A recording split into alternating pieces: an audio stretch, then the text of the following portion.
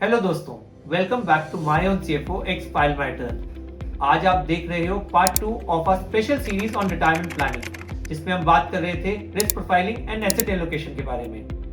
पिछले वीडियो में हमने समझा कि रिस्क प्रोफाइलिंग क्या होती है, कैसे रिस्क, कैपेसिटी और टॉलरेंस मिलकर आपका इन्वेस्टमेंट पर्सनालिटी बनाते हैं, और कैसे इमोशंस जैसे कि लॉस अवर्जन कभी कभी गलत डिसीजन लेने पे मजबूर कर देते हैं। आज हम उसी फाउंडेशन को यूज करके समझेंगे कि एसेट एलोकेशन मतलब आपके पैसे को equity, debt, gold, real estate जैसे अलग अलग एसेट क्लासेस में कितना और कैसे डिस्ट्रीब्यूट करना चाहिए। मैं हूं चैतन्य अगर, आपका trusted tax and financial adviser, co founder of my own CFO X file matter. FMR Finance Weekly. Simplify your life with our financial advice.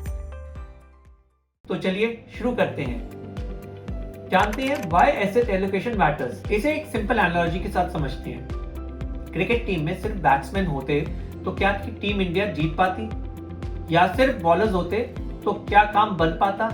नहीं ना, बैलेंस चाहिए। वैसे ही इन्वेस्टमेंट पोर्टफोलियो में भी एक बैलेंस होना जरूरी है।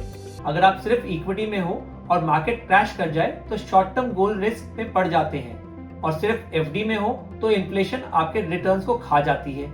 और यही होता है एसेट एलोकेशन, एक बैलेंस्ड मिक्स जो रिस्क और रिटर्न को अलाइन करता है और आपके फाइनेंशियल गोल्स के साथ बना रहता है। रिसर्च कहती है कि लॉन्ग टर्म पोर्टफोलियो का परफॉर्मेंस सिर्फ स्टॉक पिकिंग या टाइमिंग पे डिपेंड नहीं करता, बल्कि ज्यादातर परफॉर्मेंस आपकी एसेट एलोकेशन स्ट्रैटेजी से आता है। मतलब कहाँ कितना पैसा एलोकेट करना है, यही डिसीजन सबसे ज्यादा इंपॉर्टेंट है। चलिए अब एक पॉपुलर थंब रूल समझते हैं, 100 माइनस एज रूल। मतलब आपके पोर्टफोलियो में इक्विटी का परसेंटेज होगा 100 माइनस आपकी एज। अगर आपकी एज 30 इयर्स है तो आपका पोर्टफोलियो में 70% इक्विटी, 30% डेट होगा। और अगर आपकी एज 50 है तो 50% इक्विटी और 50% डेट होगा। इस रूल का लॉजिक सिंपल है। यंग इन्वेस्टर्स के पास टाइम ज्यादा होता है मार्केट के अप्स एंड डाउन्स को एब्जॉर्ब करने के लिए। रिटायरमेंट के करीब सेफ एसेट्स में रहना जरूरी है। लेकिन एक बात ध्यान रहे, वन साइज फिट्स ऑल यहाँ वर्क नहीं करता। एवरेज मोड, ये 100 माइनस एज रूल एक मॉडरेट अप्रोच है जो इन्वेस्टर्स के लिए सही है। एग्रेसिव मोड, कुछ लोग थोड़ा ज्यादा रिस्क अफोर्ड कर सकते हैं, उनके लिए एलोकेशन थोड़ा ज्यादा इक्विटी हैवी हो सकता है। एक एग्जांपल के साथ समझते हैं। रोहन जो कि 28 साल का है, जिसके कोई डिपेंडेंट्स नहीं है, गुड सैलरी, उनके लिए 80% इक्विटी भी मैनेजेबल है। वहीं पर रवि जो कि 50 साल के हैं और उनके 2 बच्चे हैं जिनके एजुकेशन एक्सपेंसेस भी ज़्यादा हैं, उसको ज़्यादा सेफ एलोकेशन रखना होगा। अराउंड 40-50% का इक्विटी मैक्स एक्सपोजर काफ़ी है। और इसी से एक इम्पॉर्टेंट बात समझ आती है, टाइम होराइजन और लाइफ स्टेज एसेट एलोकेशन के सबसे क्रिटिकल फैक्टर्स होते हैं। चलिए अब बात करते हैं कुछ बेसिक प्रिंसिपल्स की जो हर इन्वेस्टर को फॉलो करना जरूरी है। पहला, diversification. All eggs in one basket मत रखो। पोर्टफोलियो में अलग अलग एसेट क्लासेस होने चाहिए, equity, debt, gold, real estate. अगर एक एसेट क्लास नीचे है तो दूसरा बैलेंस कर लेता है। दूसरा प्रिंसिपल है लाइफ स्टेज एलोकेशन। जब आप यंग हो और रिटायरमेंट 25-30 साल दूर है, इक्विटी एक्सपोजर हाई रखो, पर जैसे जैसे रिटायरमेंट पास है, सेफर इंस्ट्रूमेंट्स जैसे कि bonds, debt mutual funds, FD और एन्युटीज पे शिफ्ट कर जाओ।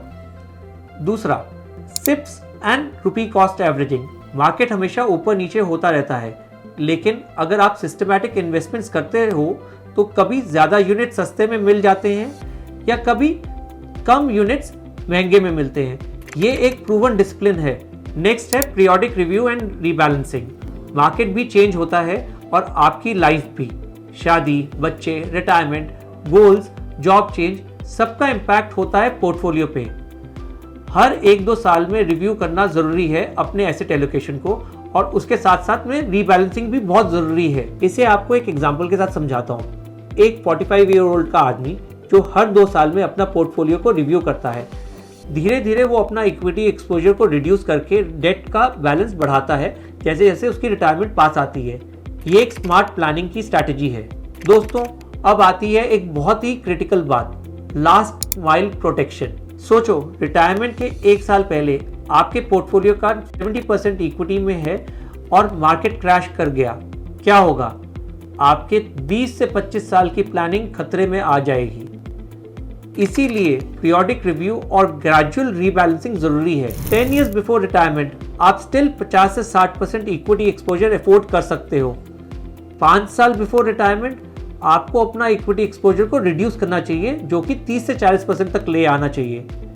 1 साल before retirement portfolio largely safe assets में होना चाहिए, ताकि कोई भी लास्ट मिनट मार्केट वॉलेटिलिटी आपको हर्ट ना करे।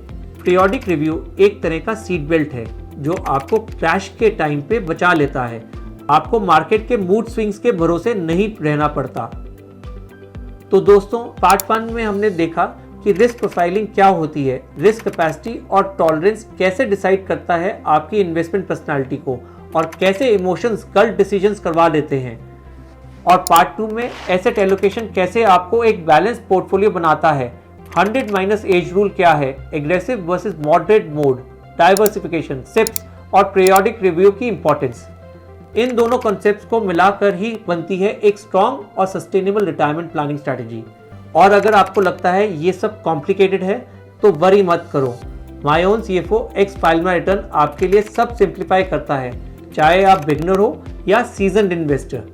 मैं हूं चैतन्य गर्ग, आप देख रहे थे हमारा स्पेशल 2 पार्ट सीरीज। अगर आपको कंटेंट पसंद आया हो तो लाइक, शेयर और सब्सक्राइब करना ना भूलिए, और कमेंट में बताइए आप अपना पोर्टफोलियो अभी इक्विटी हैवी रखते हो या सेफ डेट साइड में। मैं देखना चाहूँगा कितने लोग रिस्क टेकर्स हैं और कितने सेफ प्लेयर्स।